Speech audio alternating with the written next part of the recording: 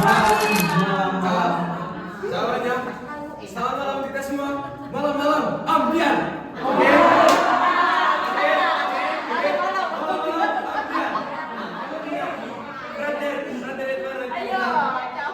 Siapa kita? Jawabannya pejuang cinta harapan nyata. Dua kali ya. Siapa kita? Pewarta kasih.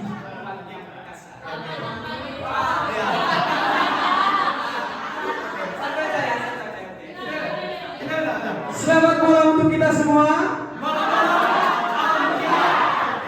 Siapa kita?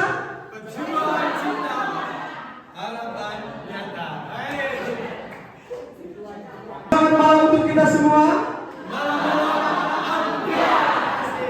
Siapa kita? Pejuang cinta harapan nyata. Asik. Terima kasih.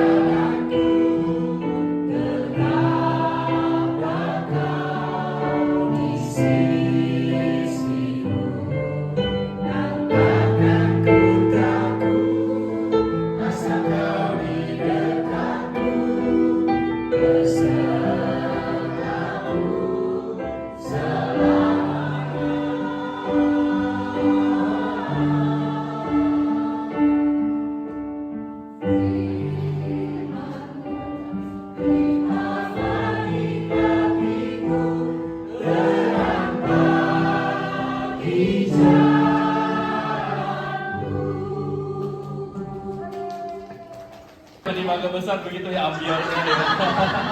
Dibawa pulang sampai Mangga Besar. Terima kasih Romo Marcel dan para frater. Senang sekali bisa berjumpa pada malam hari ini karena komunitas Sahabat Kubio adalah komunitas perjumpaan. Nah, setiap kali kita berjumpa, kita tidak mau menyia-nyiakan kesempatan. Bukan hanya berjumpa, tapi ada sesuatu yang akhirnya kita bawa pulang, ada oleh-oleh dari perjumpaan kita. Nah, lalu ketika saya tanya ke Charles, kita menginap di mana? Oh, menginap di ini, Wisma SMM begitu ya, atau waktu itu bilang di Semilari kalau tidak salah. Lalu saya bilang, wah jangan menyia-nyiakan kesempatan. Kita harus belajar sesuatu dari para Romo, para pencinta Maria ini. Pas ini adalah bulan Maria.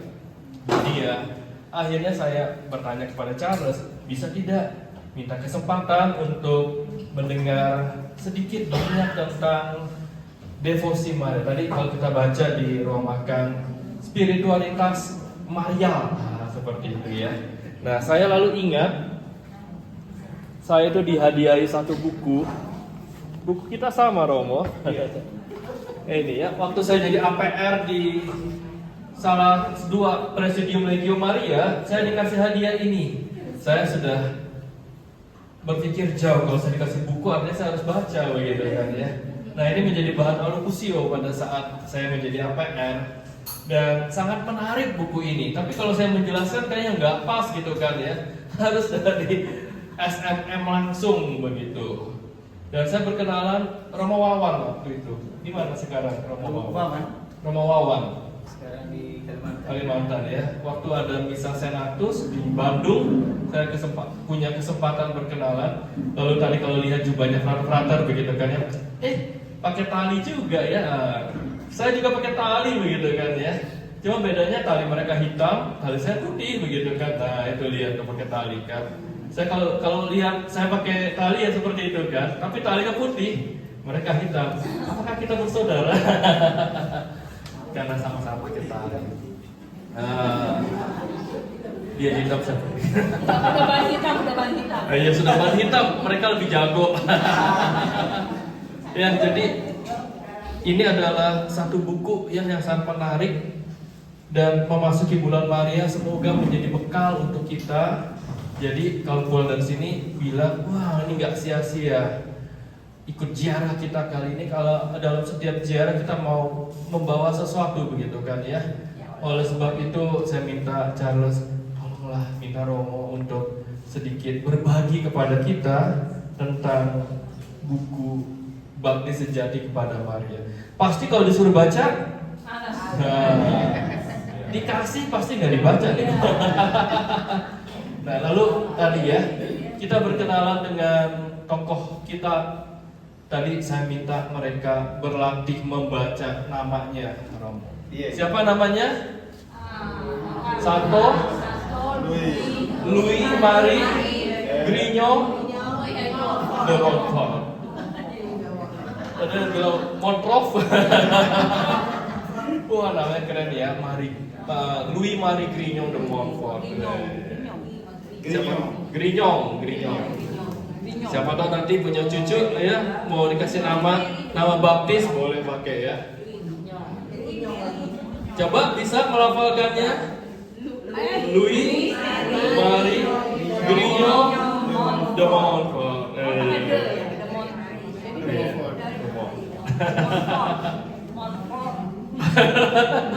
Iya, ya sudah tidak berlama-lama lagi lah, nanti silakan Romo untuk memperkenalkan siapakah Santo Montfort itu dan lalu kemudian apa yang bisa kita dapatkan, belajar apa dari Santo Montfort tentang devosi kepada Bunda Maria yang menjadi bakti sejati.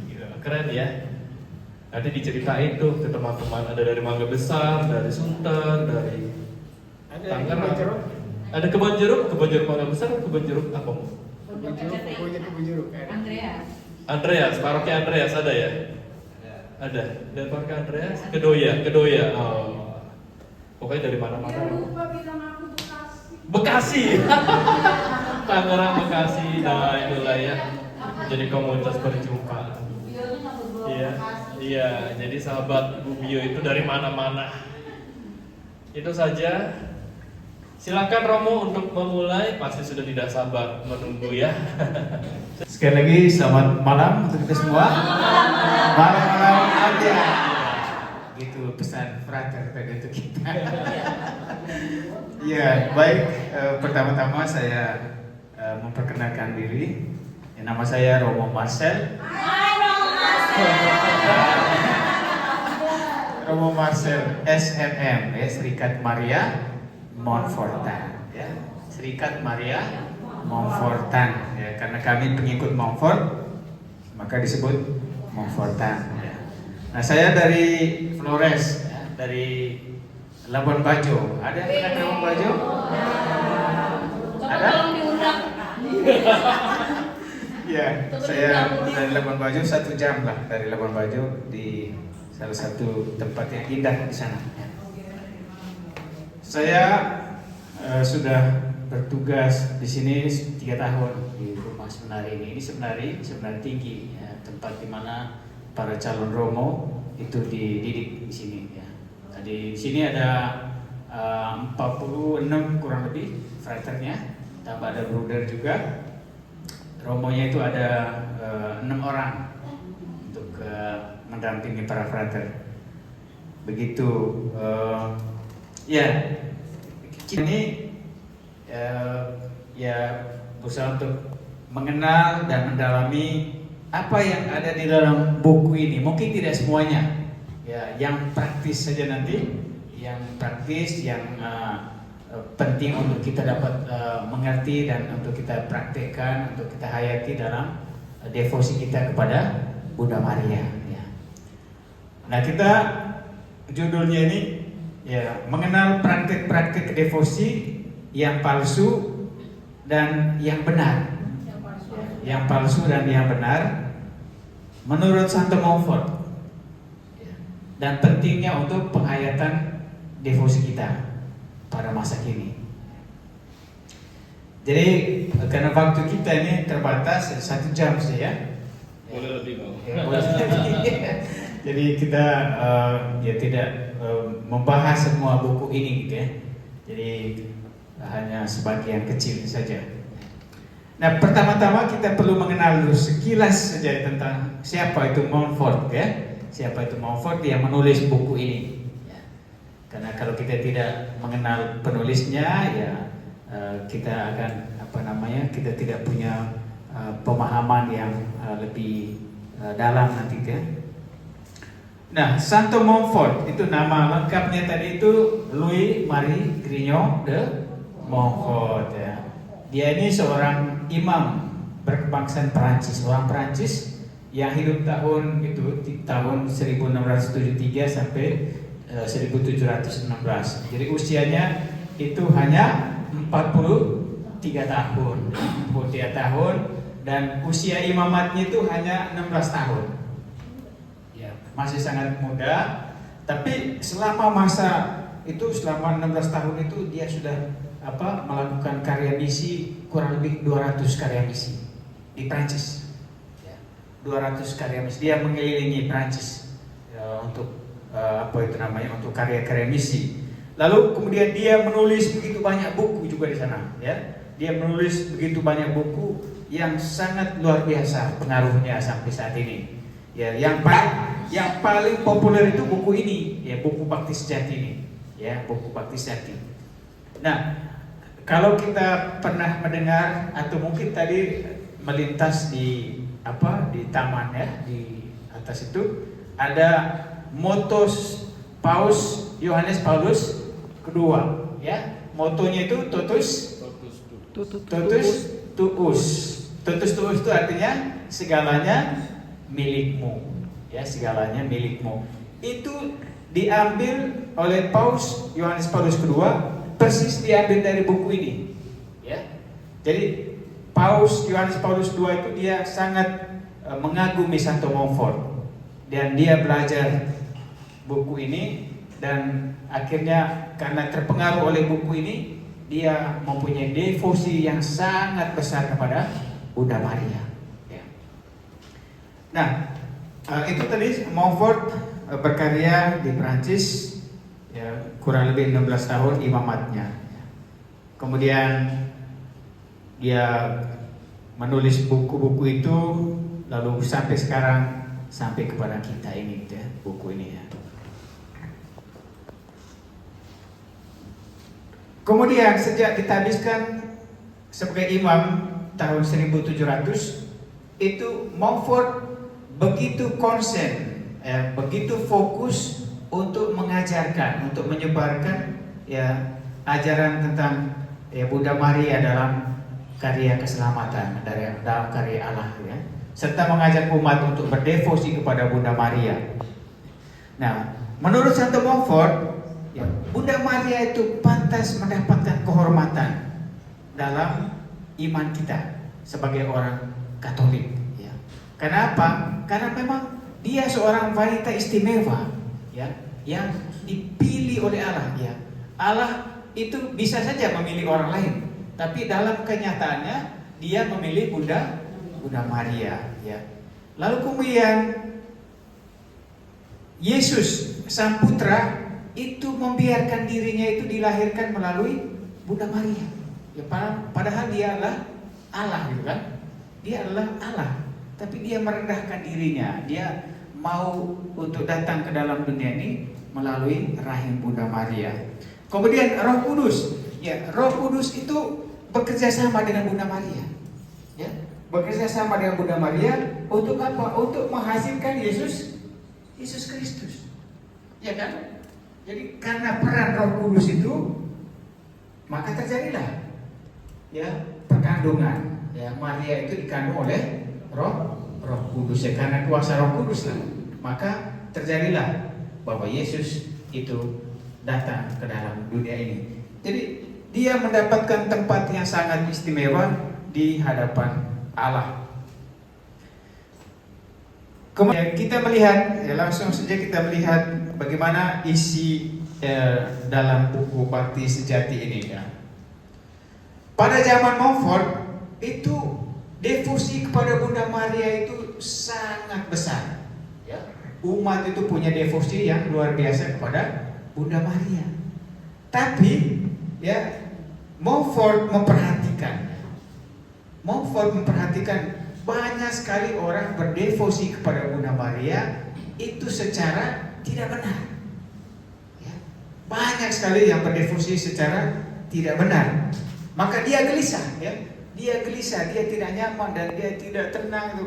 Ya, harus ada pencerahan, harus diluruskan, ya, harus dibenarkan ini supaya tidak terjadi itu penyimpangan-penyimpangan atau kesesatan-kesesatan, ya. Maka, ya, kemudian dia menuliskan buku ini, ya, menuliskan buku Bakti Sejati kepada Maria ini.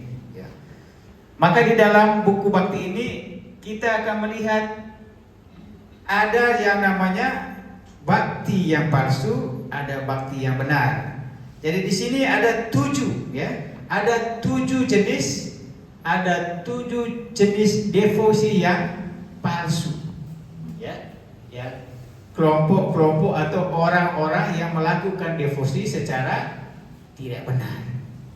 Nah, kita akan melihat itu semuanya dan kita memeriksa diri kita, ya. Nanti kita akan periksa diri kita masing-masing, ya. Nah, saya itu kira-kira ada di mana gitu, ya. Ya, saya itu kira-kira ada di kategori yang mana, ya. Supaya nanti dari situ kita akan melakukan perbaikan-perbaikan. Oh ini keliru, ini kayaknya salah gitu, maka perlu ada perbaikan, gitu. Nah, dia juga nanti memperlihatkan kepada kita bagaimana devosi yang benar, yang baik itu, ya. Nah, kita melihat, ya, kategori pertama namanya tukang kritik, ya, tukang kritik. Nah, siapakah yang termasuk dalam kategori ini? Orang-orang yang berdevosi secara palsu ini, yang disebut dengan tukang kritik, ya. Nah, yang termasuk dalam kategori ini adalah orang-orang yang pada umumnya merasa bangga akan pengetahuannya, ya, yang bangga akan pengetahuan. Ya, kalau orang merasa pintar, ya, merasa cerdas, merasa pengetahuannya sudah luar biasa, ya, dia akan mengatakan, ya, tidak penting itu devosi, ya kan? Dia akan mengatakan, ngapain itu berdevosi kepada Bunda Maria? Apa yang kalian lakukan itu? Ya, tidak perlu itu, ya, tidak perlu. Nah, jadi pada dasarnya mereka ini punya sedikit penghormatan terhadap Maria, tapi mereka melancarkan kritik terhadap hampir semua praktik devosi kepada Maria yang dilakukan oleh orang-orang beriman, ya. Jadi semuanya itu bagi mereka, ya, tidak penting, ya, tidak penting devosi Maria itu. Karena apa? Karena mereka mengandalkan ini, ya kan? Mengandalkan pengetahuan. Jadi mereka pikir, ya, berpikir logis, ya, mengandalkan pikiran-pikiran yang logis itu, sehingga mereka merasa, ya, semua apa yang dilakukan oleh orang-orang yang berdevosi itu tidak benar, ya. Jadi mereka meragukan semua mujizat. Ya. Misalnya ada mujizat yang dialami oleh seseorang ya, mungkin mujizat penyembuhan, ya kan? Mungkin juga mujizat ya orang itu dilancarkan ya, dalam pekerjaannya, gitu ya. Apa yang menjadi intensinya itu dikabulkan ya. Ya. Bagi mereka orang-orang seperti ini, tukang kritik ini, itu kebetulan saja, ya kan? Itu kebetulan ya. Itu bukan keajaiban, itu bukan mujizat. Itulah orang-orang dari kelompok seperti ini ya. Kemudian mereka juga ya hampir tidak tahan melihat orang-orang sederhana dan rendah hati yang berlutut di depan altar atau di depan patung Bunda Maria. Ya kalau misalnya ada orang macam kita ya, kita pergi ke gua Maria ya, berdoa di sana, berlutut ya, kemudian memasang lilin di sana. Ketika orang-orang tukang kritik ini melihat apa yang kita lakukan, ya mereka mencibir. Ya mereka mencibir, apa itu yang mereka lakukan itu? Apa itu? Ya itu perbuatan yang apa itu yang menyembah ya, menyembah berhala, apalah ya. Jadi itu yang mereka katakan itu ya. Jadi mereka ini kemudian cenderung menjadi orang sombong, ya. Mereka menjadi orang sombong dan bersemangat duniawi.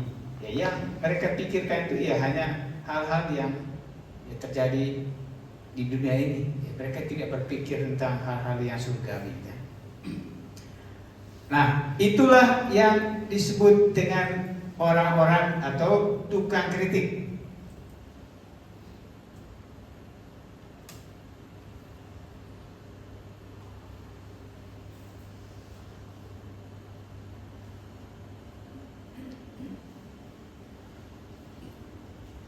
Lalu yang kedua, ya, orang-orang yang kelewat peka.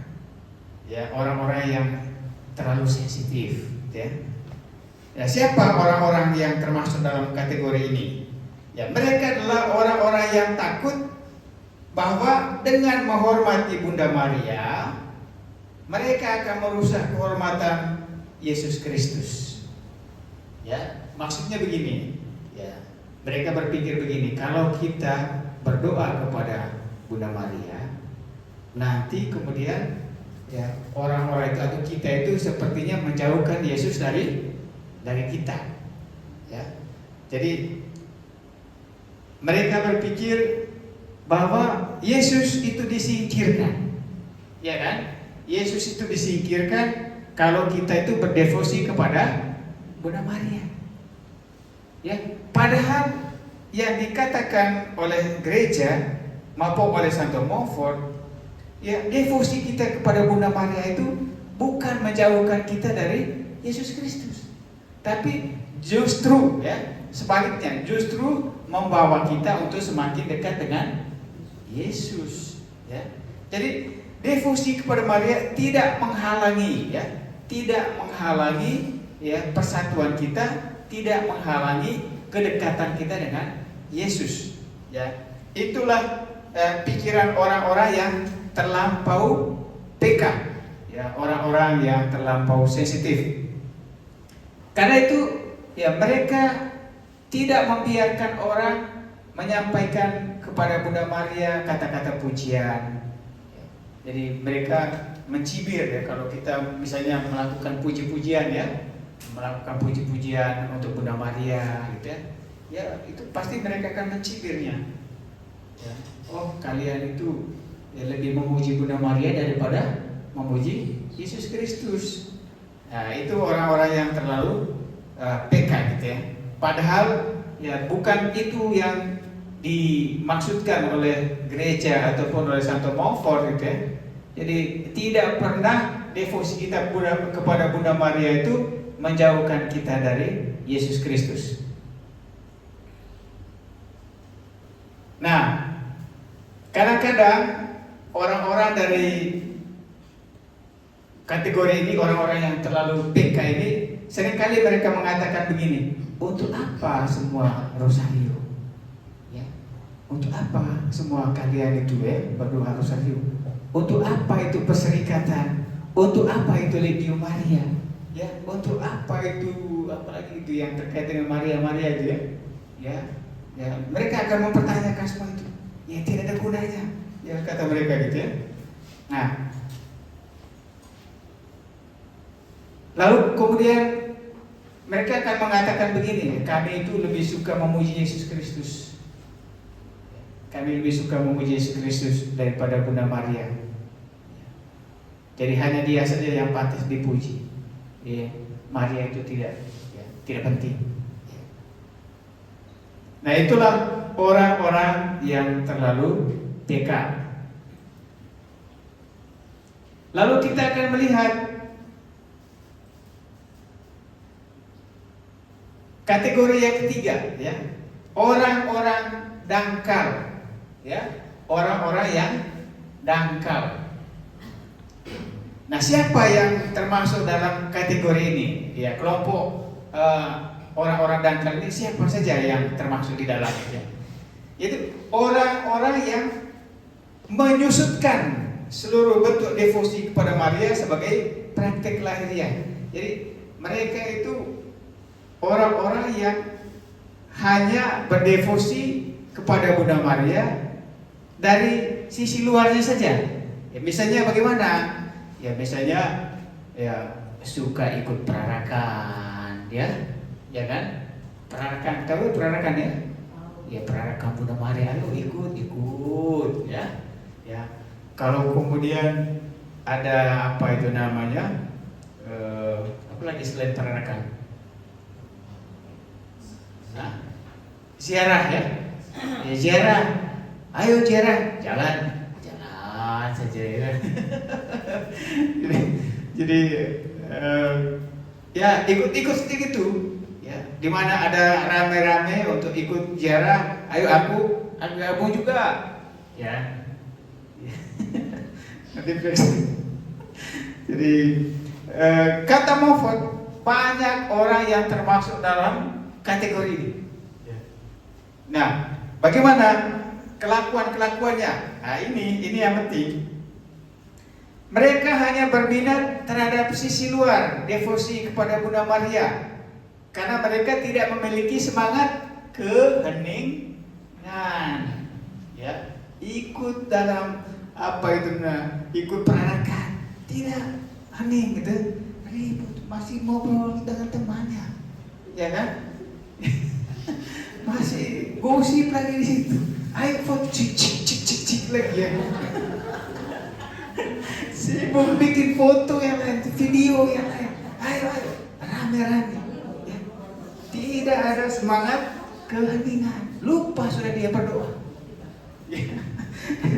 Lupa berdoa. Selesai.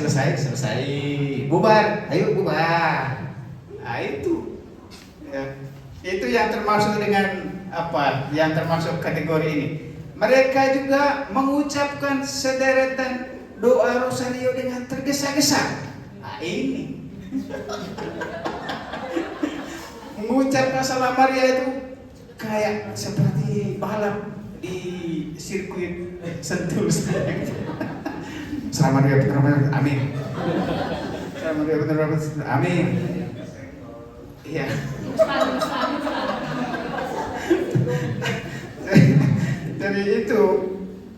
Jadi mengucapkan doa itu tanpa penghayatan, ya, tanpa semangat keheningan kontemplatif, ya. Sehingga akhirnya apa? Doa rosario itu menjadi tidak berdampak, yang tidak ada dampaknya. Ngantuk. Ya, ngantuk sama berarti.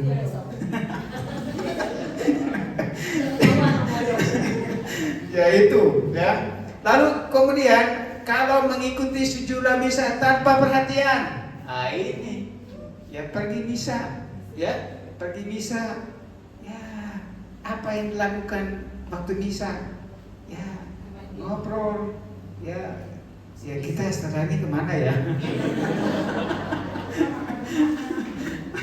Jadi masih ngobrol ya, tidak perhatian ke depan gitu ya. Apa yang dilakukan oleh Romo di depan itu ya mungkin ya tidak diperhatikan gitu ya. Pokoknya komuni ya saya ikut komuni. Ya. Perhatiin buat gosip. Iya. Selesai komuni udah pulang, belum selesai itu berkat dia sudah pulang duluan. Datang sudah terlambat, pulang duluan. Nah, itulah orang-orang dangkal. Ya, orang-orang yang mengikuti suatu kegiatan rohani, devosi ataupun misa atau adorasi, yang penting ikut saja. Ya.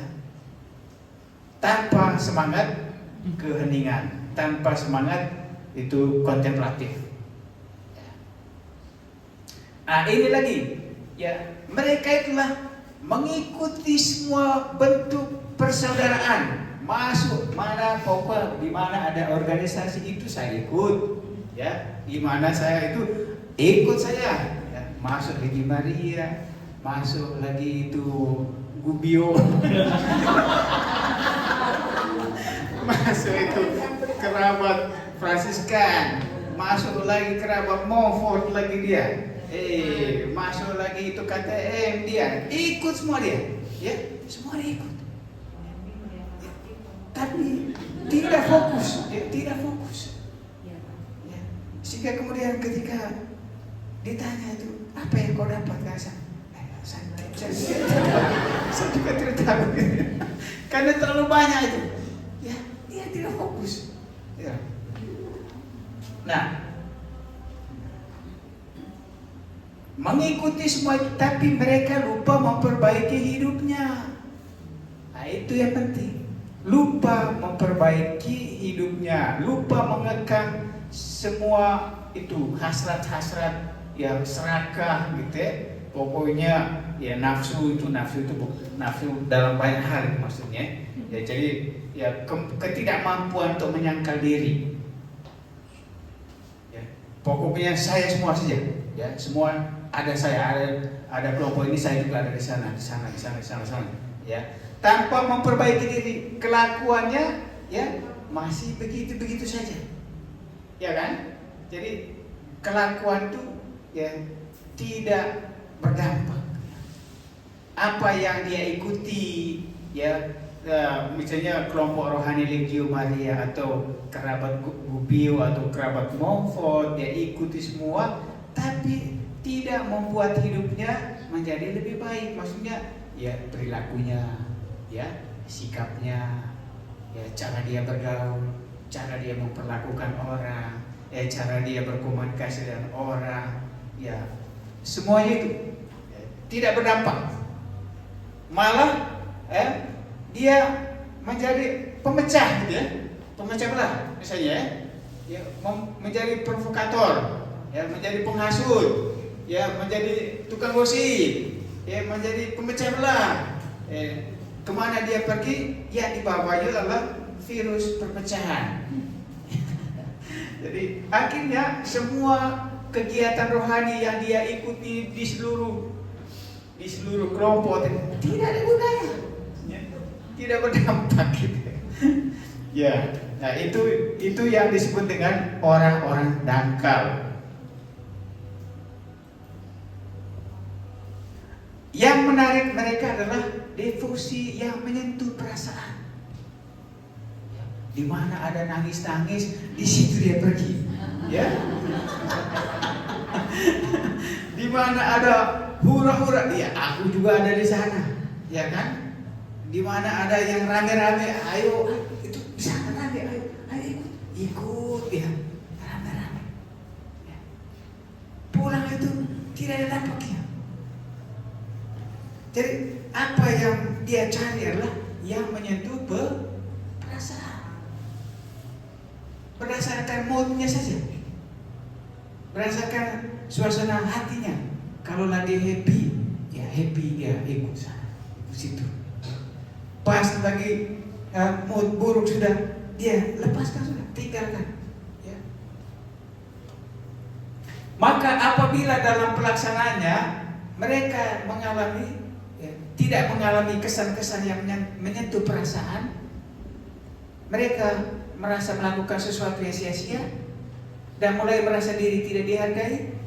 Lalu mereka berhenti sama sekali atau menjalankannya secara tidak teratur. Misalnya, misanya itu tidak menarik, ya kan? Misanya tidak menarik, romonya tidak menarik. Ya. Akhirnya apa? Minggu depan tidak usah pergi lagi gitu. Ya. Tidak menarik. Lebih baik pergi ke gereja lain katanya. Yang ada apa itu namanya? Yang ada apa itu? Ya ada joget-joget, ya ada joget-joget, ya ada beberapa itu apa itu musiknya itu heboh gitu kan? Ya, itu yang dicari. Ya, maka kalau dia tidak menyentuh perasaannya dia, ya itu sudah dia berhenti, dia tidak bersemangat lagi. Itu namanya ya orang-orang yang dangkal. Lalu kelompok yang keempat itu namanya orang-orang yang lancang. Ya, orang-orang yang lancang. Siapa itu mereka? Ya, orang-orang itu adalah mereka yang berdosa, yang membiarkan dirinya diseret oleh nafsu-nafsu dan para pencinta dunia yang menyembunyikan keangkuhan, keserakahan, ya, kemabukan, percabulan, kemarahan, makian, fitnah, ketidakadilan dan lain-lain dengan kedok yang bagus sebagai orang Kristiani. Ya. Ya, maksudnya begini ya, orang-orang ini sebenarnya banyak melakukan hal-hal yang tidak baik gitu ya. Banyak melakukan hal yang tidak baik dalam tingkah lakunya, dalam sikapnya, dalam tindakan-tindakannya, ya. Tapi untuk menutupi itu, ya kan? Untuk menutupi itu dia ikut semua tadi yang kegiatan tadi itu ya. Ikut kelompok Santo Montfort, kerabat Santo Montfort, dia ikut lagi, mereka ikut ini. Padahal itu hanya untuk apa? Hanya untuk menyelubungi ya kejahatan atau sikap-sikap buruknya gitu ya, tabiat-tabiat buruknya itu. Supaya apa? Orang lihat, oh dia itu orang saleh, gitu kan? Oh dia itu orang suci. Oh dia itu orang yang dekat dengan gereja. Dan begitulah ya. Ya untuk menutup itu. Nah, itu namanya orang-orang yang lancang. Nah, dengan dalih bahwa mereka adalah seorang yang berdevosi kepada Bunda Maria, mereka terus bergumul dalam kebiasaan-kebiasaan yang buruk. Ya, tidak banyak berusaha untuk memperbaiki diri, tidak bertobat, tidak berusaha untuk memperbaharui dirinya gitu ya. Nah, itulah yang disebut dengan orang-orang lancang. Nah, ini yang kelima ya, para penghormat yang tidak berpendirian tetap. Nah, siapa yang termasuk dalam kategori ini? Yaitu orang-orang yang pada saat-saat tertentu itu menghormati Bunda Maria dalam devosi kepada Bunda Maria. Tapi pada saat-saat yang lain tidak sesuai dengan selera mereka pada saat itu. Ya hampir sama dengan yang tadi itu ya. Hampir mirip-mirip dengan yang orang-orang yang dangkal tadi ya. Ya orang-orang dangkal. Kadang-kadang mereka penuh semangat. Kadang-kadang juga loyo. Kadang-kadang mereka kelihatan siap melakukan semuanya untuk melayani. Tapi lama-lama mereka bukan lagi orang yang sama. Jadi semangatnya itu seperti apa ya? Ya berubah-ubah gitu ya, sesuai dengan moodnya saja. Kalau lagi semangat ya dia kelihatan rajin sekali. Tapi pas lagi semangat ya udah tidak muncul lagi dia. Ya, dia akan muncul lagi mungkin bulan depan lagi. Ya, tahu? Ya begitulah orang-orang yang mut-mutan, ya orang-orang yang tidak berpendirian tetap.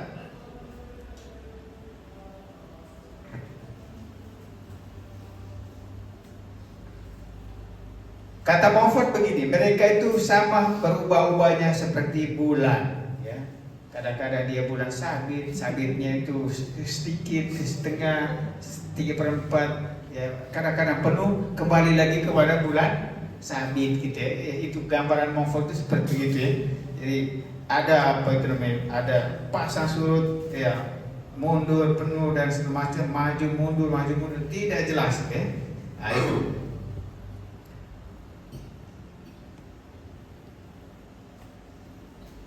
Lalu yang keenam, mereka yang sok suci. Ya, ini juga ya.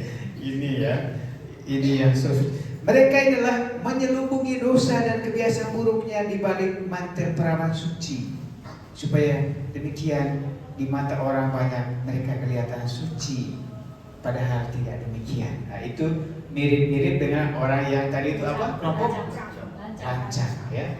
Kelompok yang lancang, mirip-mirip gitu ya. Jadi ini sok suci. Jadi kelihatan dari luar karena dia mengikuti semua tadi itu. Wah, ini orang luar biasa salehnya, suci banget orang ini. Dia ternyata dalam perilaku ya, dalam sikapnya itu tidak mencerminkan ya kedekatannya dengan Tuhan dan Bunda Maria ya. Lalu kelompok yang ketujuh itu namanya ya kelompok atau orang-orang yang mencari kepentingan pribadi ya. Ini juga yang banyak ya. Ini juga yang banyak. Bagaimana persisnya? Ya, mereka ini berlindung kepada perawan Maria supaya bisa memenangi suatu perkara.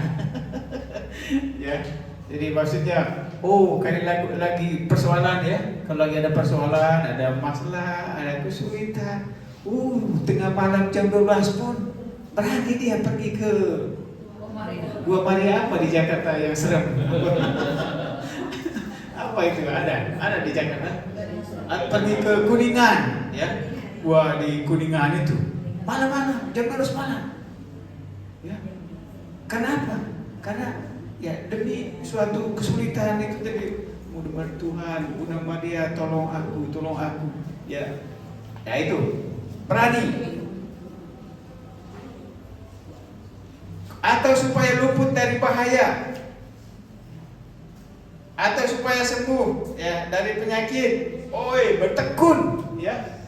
Bertekun itu mungkin lututnya itu sudah luka juga gitu. Sampai bengkak itu berlutut karena berlutut di hadapan Bunda Maria untuk berdoa gitu ya. Ya. Atau untuk keperluan lain semacam itu.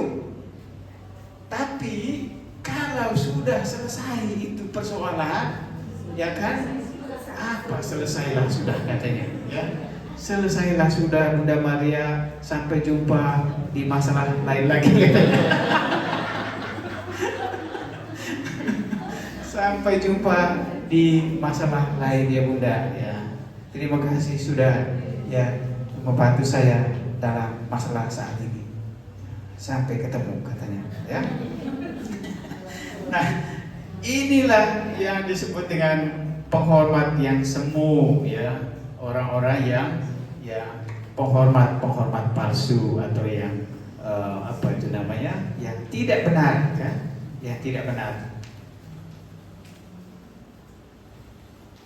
Maka Montfort itu kemudian mengajak kita. Nah, tadi kita sudah melihat itu ya, melihat 7 kategori. Ya mungkin kita perlu melihat praktik kita selama ini. Bagaimana? Ada yang tersentuh? ya harus jujur. Maksudnya apa ya? Itu kan semacam evaluasi. Ya ternyata ini keliru gitu ya. Ya Montfort mengatakan begini, marilah kita berhati-hati agar tidak termasuk ke dalam salah satu dari kelompok yang sudah disebutkan itu ya. Agar kita tidak masuk dalam salah satu kategori di sana gitu ya.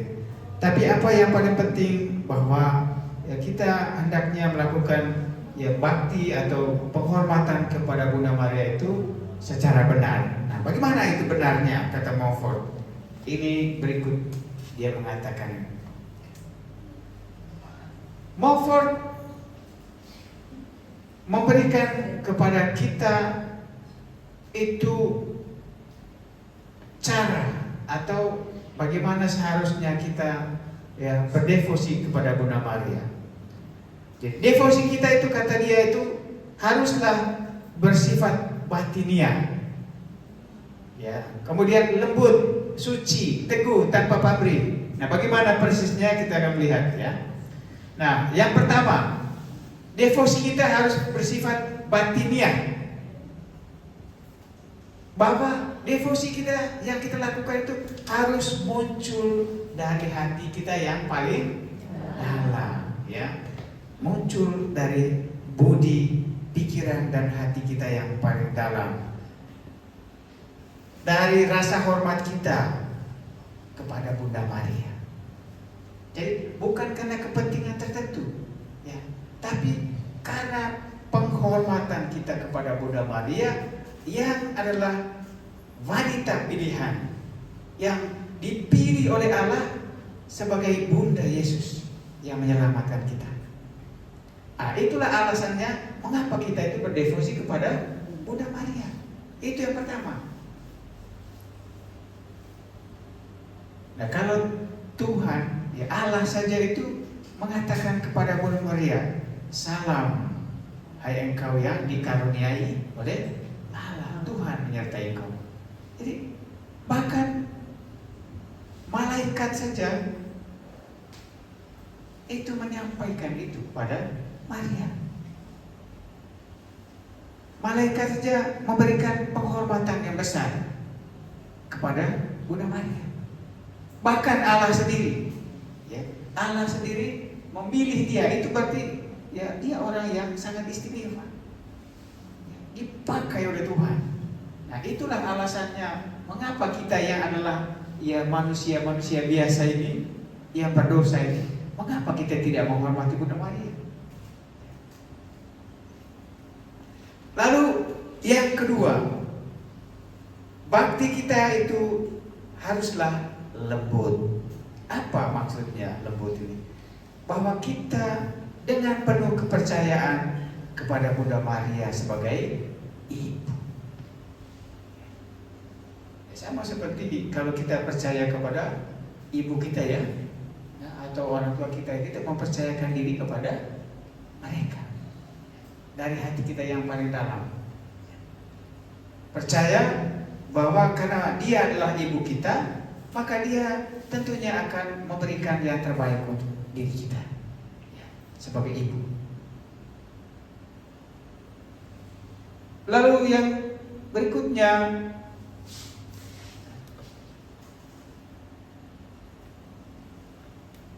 bakti kita haruslah bersifat suci.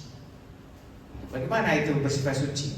Maksudnya bahwa ya semua bentuk devosi kita, semua bentuk bakti kita kepada Bunda Maria mestinya membawa kita untuk semakin menjauhi dosa, bukan malah makin tidak baik gitu loh maksudnya, tapi berdampak gitu ya, memberikan dampak yang positif untuk kita ya dalam hubungan kita dengan sesama, dalam hubungan kita dengan Tuhan, ya makin tekun, makin rajin, makin bersemangat, makin bergairah, ya, makin bersemangat dalam melayani, dan itulah, bukan sebaliknya gitu ya.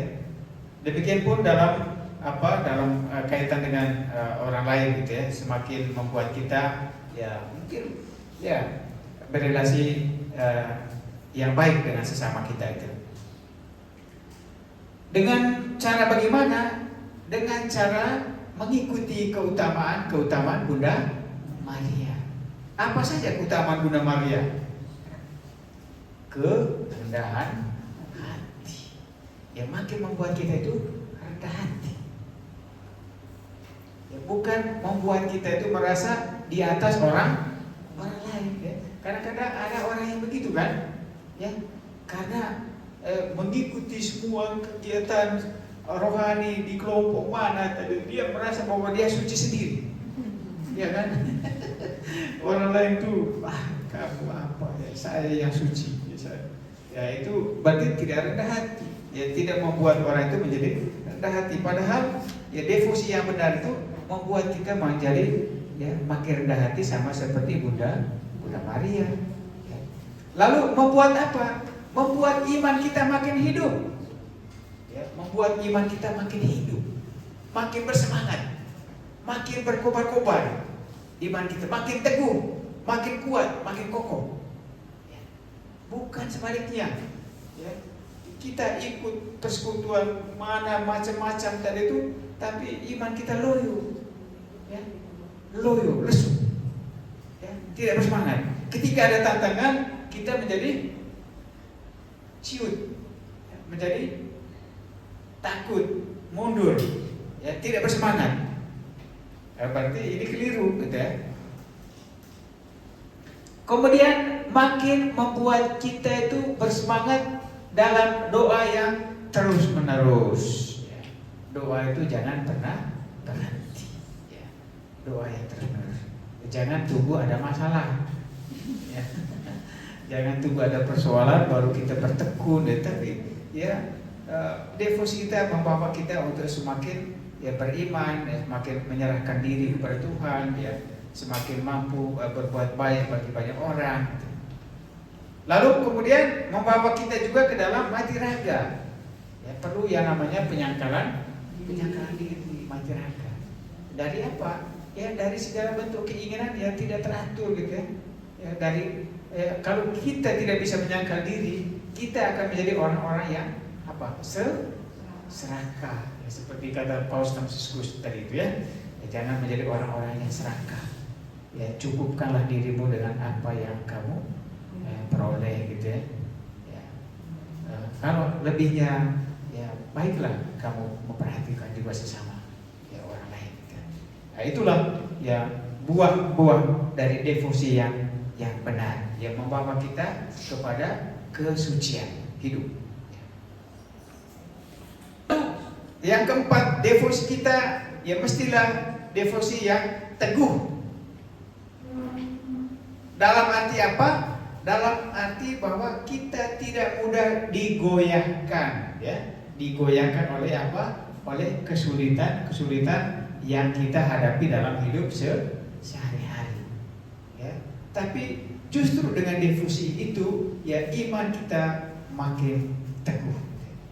Kita percaya bahwa ya melalui dan bersama Bunda Maria yang adalah orang yang paling dekat dengan Tuhan Yesus, ya apa yang menjadi kesulitan itu pasti akan ada jalannya.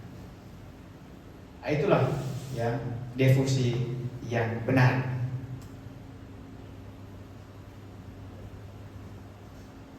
Lalu yang kelima, devosi kita hendaknya tanpa pamrih, ya, tanpa pamrih.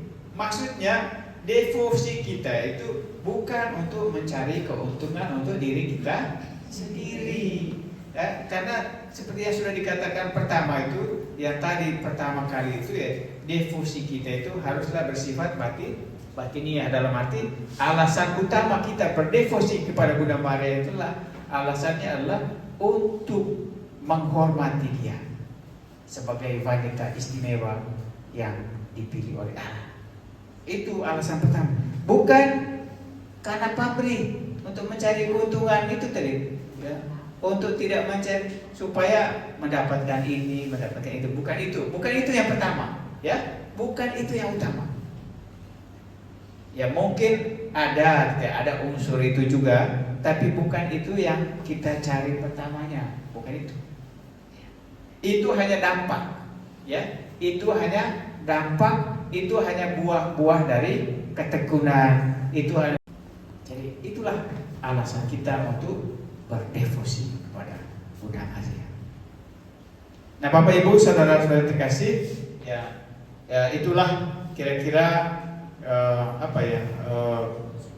sekilas apa yang dikatakan oleh Montfort dalam buku Baptis Sejati, supaya kita itu mempunyai praktek yang ya penghayatan yang benar dalam devosi kita kepada Bunda Maria. Nah, ini kan sekarang itu bulan devosi, ya, bulan Maria, di mana kita umat Katolik itu diundang oleh gereja untuk menyediakan waktu, ya, untuk berdevosi kepada Bunda Maria. Maka baiklah ya dengan apa yang dikatakan oleh Santo Montfort kepada kita tadi itu membawa perbaikan dalam cara kita berdevosi kepada Bunda Bunda Maria. Amin.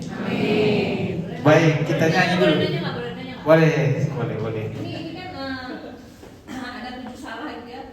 Di salah yang pertama sama salah yang kedua gitu ya, tukang kritik sama orang-orang yang kelewat peka atau sensitif. Nah, orang-orang yang tukang kritik itu memangnya masih ada dalam Katolik? Kayaknya itu tetangga kali ya. Saudara-saudara kita. Kayaknya saya lihat iya, kalau buat Katolik itu Maria ya sangat dihormati ya. Memang kalau buat itu memang ya kayak beginilah memang mereka. Iya. Sama orang-orang yang kelewat ya, dua yang pertama dan yang kedua ini kayaknya Lancang. ya itulah saudara Tukang kita. kritik. Yang tukang kritik sama yang kelewat peka. PK. Nah, Iya. dari boleh ngomong ya ke orang teman-teman yang dari Kristen Protestan yang kebanyakan itu mereka selalu bilang nih terlalu menghormati Maria gitu. Tapi kalau saya lihat untuk orang Katolik sendiri kebanyakan sangat menghormati itu. Apa masih ada gitu orang Katolik yang prakteknya 1 dan 2 ini seperti itu, Romo?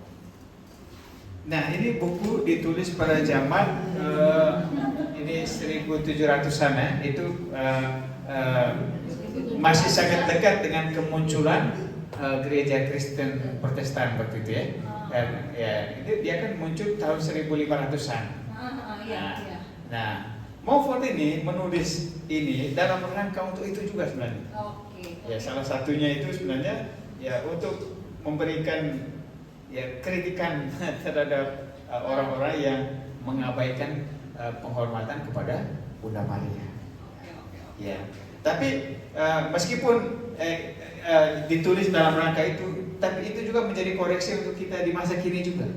Ya, bukan tidak mungkin bahwa ada juga orang-orang tertentu di dalam gereja Katolik yang mungkin juga punya sikap seperti itu.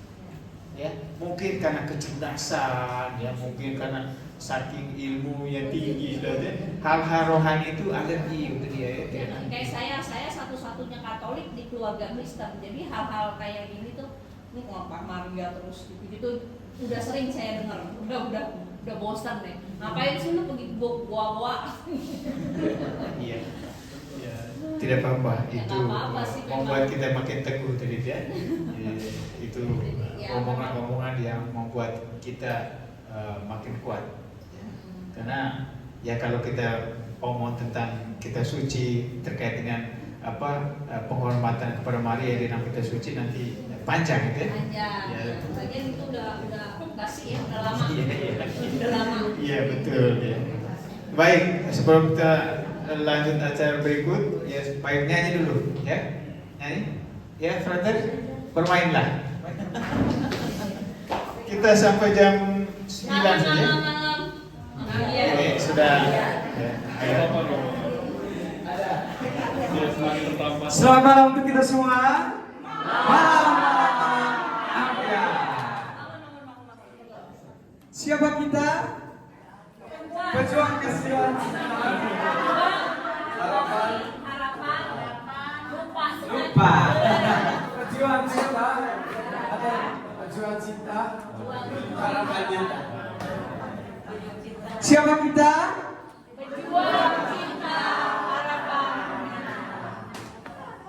Oke, setelah kita mendapat pencerahan tentang Maria, tentang penghormat palsu dan penghormat yang benar, sekarang kita bernyanyi apa tadi atau bermain dulu? Kita joget dulu. Joget dulu supaya lebih nice. Urat-uratnya kita tarik lagi. Kita berdiri semua. Ayo kita sama-sama bernyanyi.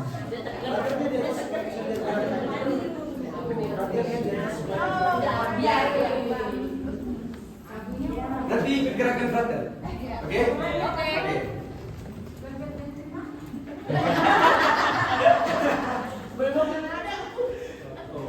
Oke, let's play.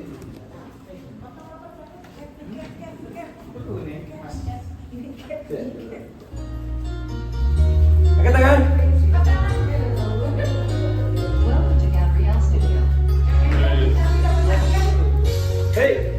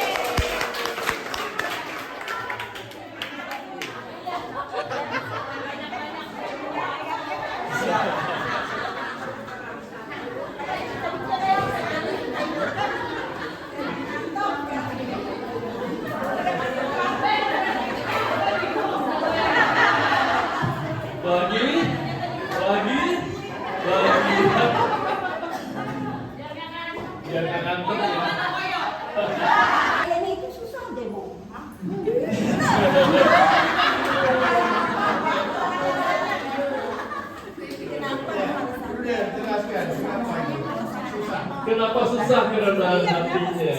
Bilang pokoknya agak susah deh. Contohnya apa contohnya? Pengen kasih contoh yang kerendahan hati yang paling gampang gitu loh, mau yang bilang sama keluarga. Yang paling susah seperti apa coba? Yang Ciboni rasakan? Ciboni susah bilang. Ini yang benarnya kan, yang benarnya Iya. Mungkin kalau contoh kita bisa lebih untuk memahami. Seperti apa misalnya apa? Susahnya kerendahan hati itu.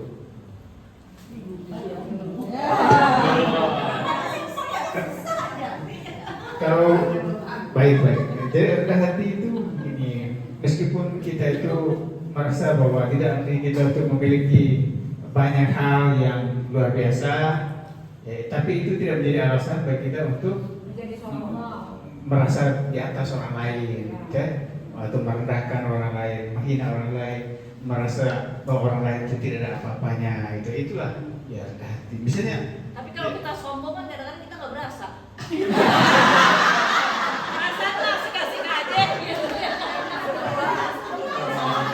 jadi kedekatan kita dengan Tuhan, ya, kedekatan kita dengan Tuhan dengan Bunda Maria, ya, devosi kita ya kepada Bunda Maria atau devosi apapun gitu ya, harusnya membawa kita untuk semakin itu, semakin memiliki keutamaan Bunda Maria itu misalnya dengan hati, ya bukan semakin membuat kita di atas angin gitu kan, bukan. Ya. Jadi kalaupun kita memiliki misalnya secara akademik saja misalnya, secara pendidikan luar biasa tinggi, sudah mungkin SD dan sudah gitu ya, banyak sudah SD gitu ya. Tapi ya, tidak menjadi apa membuat kita itu merasa saya orang penting lah ya atau apa gitu ya. Tidak, ya, biasalah dengan siapa saja bergaul lah, ya menyapa lah, jangan menjadi bicara, ya jangan merasa jangan dekat saya gitu ya, atau kita memiliki apa saja gitu ya, yang membuat kita itu seperti kita memiliki segala-galanya dalam diri kita itu. Tapi itu tidak menjadi alasan. Bunda Maria contohnya, dia kalau mau sombong, bisa saja. Dia orang satu-satunya yang dipilih oleh Allah. Tapi dia apa? Mengatakan diri aku ini hamba. Dia tidak mengatakan dirinya, kamu apa itu? Ya tidak. Dia tetap rendah hati. Nah itulah contoh kerendahan hati. Ya. Jadi tidak menjadi alasan untuk dia itu, aku ini dia orang yang dipilih oleh Allah, kamu harus menghormati aku. Kamu tidak. Ya. Dia justru mengatakan, aku ini hamba Tuhan. Jadi, makanya kita terus-menerus berdoa agar memiliki keutamaan itu. Jadi memang dari diri sendiri ya kita mungkin tidak mampu ya. Maka kita membutuhkan rahmat Tuhan. Dan rahmat itu diminta terus menerus. Ya, bukan hari ini saya merasa itu cukup sudah. Ya, saya merasa rendah hati hari ini cukup sudah Tuhan. Saya sudah rendah hati. Itu juga sombong. Sudah merasa diri rendah hati. Jangan. Jadi itu perjuangan seumur hidup. Ya. Maka doa terus-menerus itu menjadi penting. Supaya apa? Keutamaan itu selalu bertumbuh dari hari ke hari, ya mencapai kesempurnaan ya, dari hari ke hari. Ya. Begitulah ya kurang lebih ya. Bagaimana semua kita udah rendah hati, tapi dianggap ini baru ini bener sih malah dikerjain gitu loh. Ya malah diinjek-injek gitu.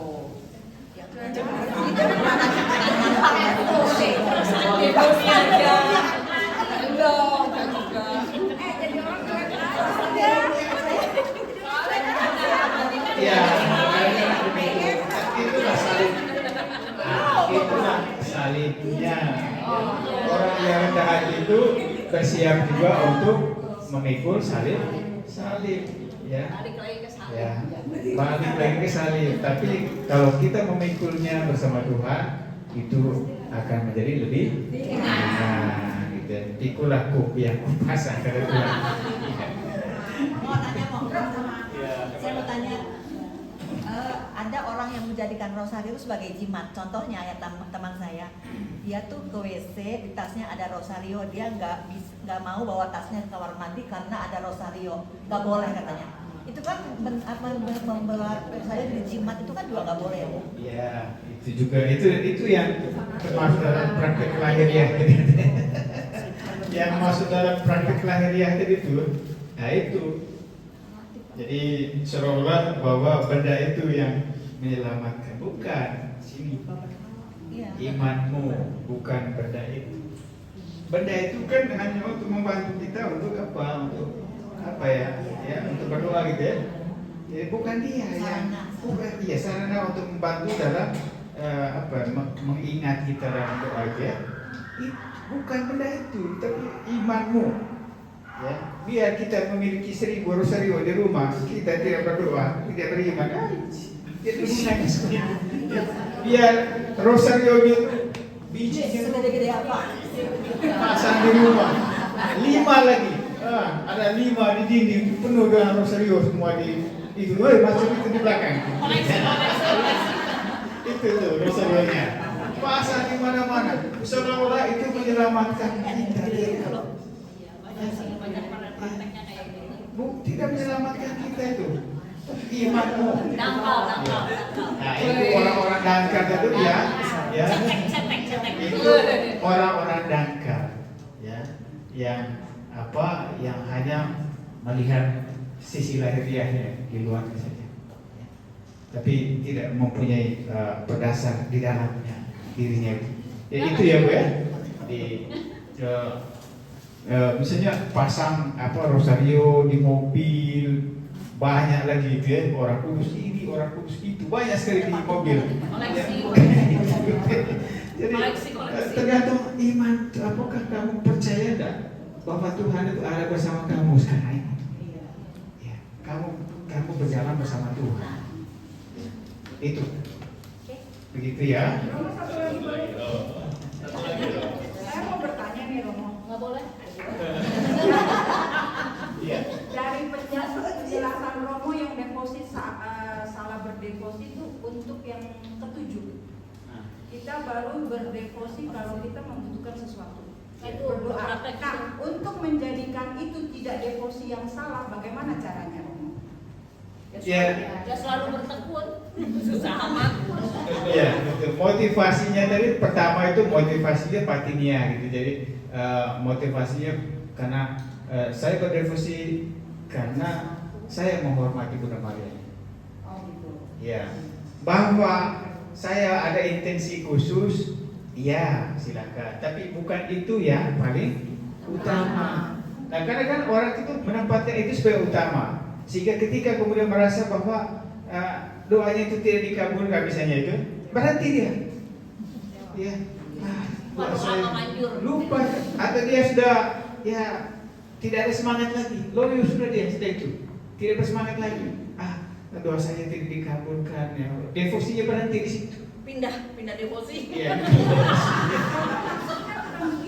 Iya. Sebelum Romo kasih tahu devosi yang salah, ya, yang ketujuh itu kan banyak dari kita tuh suka berrosario kalau kita dalam masalah yang berat, kan kata Romo itu kan salah. Kalau tujuan kita tuh mengharapkan sesuatu dari devosi yang kita buat itu, supaya itu tidak menjadi devosi yang salah, ya. Maksudnya tuh kalau misalnya kita udah deposit udah dapat nih apa yang kita citakan udah dapat. Untuk supaya kita tidak menjadi salah, tindak lanjutnya itu seperti apa?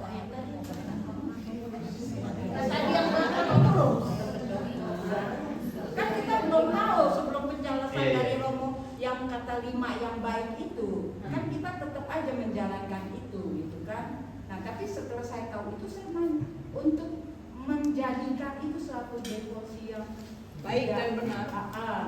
Nah, itu tadi yang kelima, berikutnya itu, kita jalan yang batinia, yang Yang lembut, yang teguh, Ya. yang apa lagi tadi ada Kalau 5. materinya nanti di-share aja Romo. Iya, tanpa pamrih, ya. Berarti Itu yang benar. Berarti walaupun sebelumnya kita salah, tapi kalau Sama kita material. lakukan itu kita menjadi dibenarkan devosi itu. Ya, gitu. Ini kan dalam rangka untuk memperbaiki itu tadi. Kalau selama ini ada kekeliruan, baiklah harusnya begini kata Montfort, yaitu batinnya kemudian teguh terus menerus tanpa pamrih gitu kan. Refleksi diri kali ya. Ya itu untuk koreksi itu. Ya. Tapi di mana-mana biasa tuh kalau ada masalah doanya kenceng. Kalau udah nggak ada masalah bebas bro. Selamat tinggal katanya. Ya. Mau tanya, jangannya biasanya memang ada berkepentingan itu siap. Tapi kalau tidak ada kepentingan, ya doa sih doa, cuma nggak segiat itu termasuk salah nggak? Iya. Ya. Doa sih Sebaiknya terus menerus. ya cuma kalau ada masalah tuh lebih giat, mungkin menambah manusiawi lah. itu gimana? Salah enggak? Enggak manusia. Ya penting jangan selesai masalah lalu berhenti. Oh enggak. Ya udah.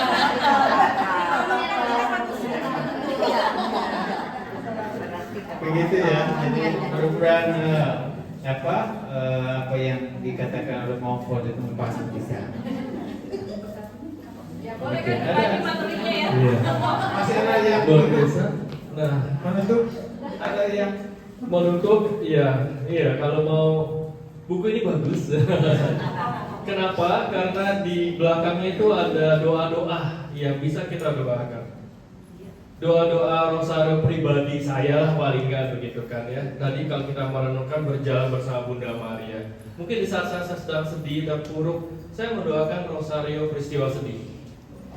Kalau sudah terkabul, saya lebih banyak mendoakan peristiwa gembira, mulia begitu kan ya.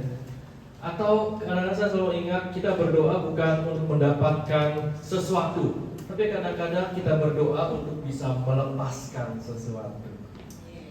Seperti Contoh ya di sini ada panduan rosario yang menarik. Peristiwa sedih yang kedua ya, itu ada doa begini. Kami mempersembahkan rangkaian kedua ini kepadamu ya Tuhan Yesus, untuk menghormati penderaanmu yang berdarah.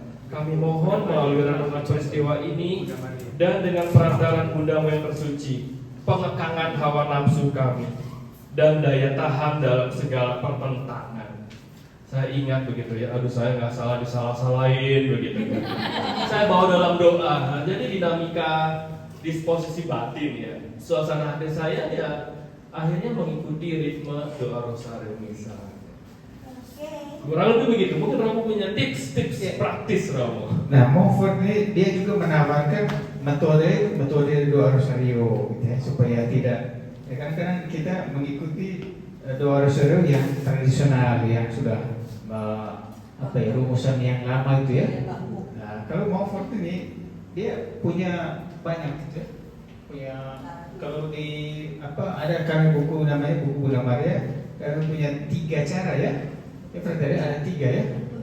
Ya ada 3 atau 4 metode berdoa rosario sehingga tidak membosankan. Ya. Bisa digunakan secara variasi. Bisa malam ini kita gunakan cara ini, besok cara ini. Ya macam ini gitu ya. Jadi di sini kan ada buku ini, ada nyanyian-nyanyian, tapi juga metode-metode doa rosario itu ada. Itu kami biasa melakukan di sini. Kadang-kadang kita berdoa rosario sambil berjalan,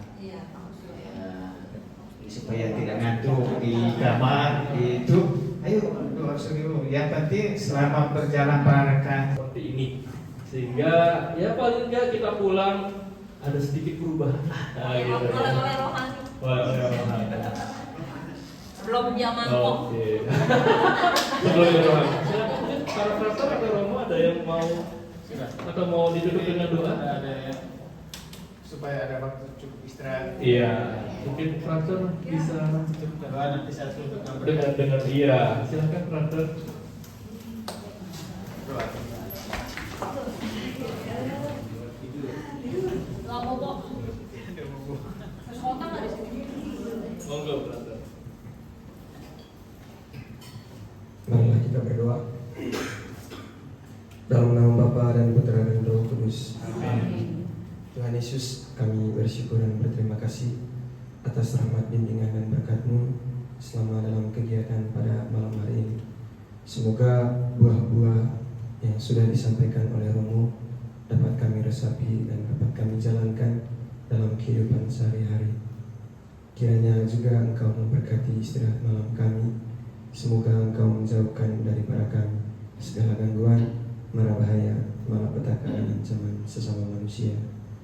Kami mohon semuanya ini Tuhan dengan perantaraan-Mu, dan kami juga mohon berkat-Mu melalui tangan terurap Romo Marcel. Tuhan bersamamu Dan bersama rohmu. Allah yang Maha Kuasa memberkati saudara-saudara sekalian dan juga istirahatmu pada malam hari ini, dan juga untuk semua orang yang kita kasihi, orang-orang yang mengharapkan doa-doa dari kita, dalam nama Bapa, Putra, dan Roh Kudus. Amin. Terima kasih.